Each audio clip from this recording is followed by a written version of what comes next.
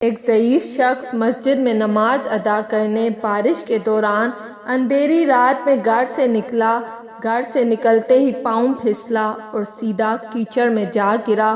اٹھ کر دوبارہ اپنے گھر آیا، کپڑے بدل کر جیسے گھر سے نکلا، پھر گرا، پھر سے نہا کر صاف کپڑے پہن کر جیسے ہی دروازے پر پہنچا، دیکھا ایک خوبصورت نوجوان دروازے پر کھڑا ہے۔ نوجوان نے کہا، بابا آؤ میں آپ کو اپنے کندھے پر اٹھا کر مسجد لیے چلتا ہوں۔ چونکہ اس ضعیف شخص نے تو کسی بھی حالت میں مسجد پہنچنا تھا، اسی لیے شکریہ کہہ کر نوجوان کے کندھے پر بیٹھ گیا۔ جب مسجد پہنچے تو اس نوجوان نے اس ضعیف شخص کو اپنے کندھے سے اتارا اور خود مسجد سے باہر جانے لگا تو اس بوڑھے شخص نے پیچھے سے آواز دی کہ اے نوجوان، کہاں واپس جا رہے ہو؟ کیا تم نے نماز نہیں پڑھنی؟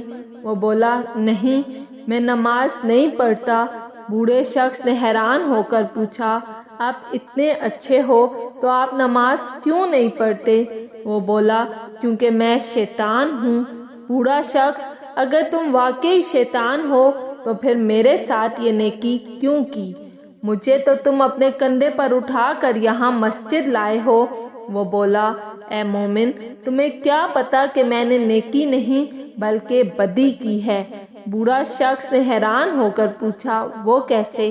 شیطان بولا، اے مومن، جب تم پہلی بار گھر سے نکلے اور کیچڑ میں گرے تو اللہ رحمت کے جوش میں آیا اور فرشتوں سے کہا، اس بندے کی تمام غلطیاں کوتاہیاں معاف کرو اور بخش دو۔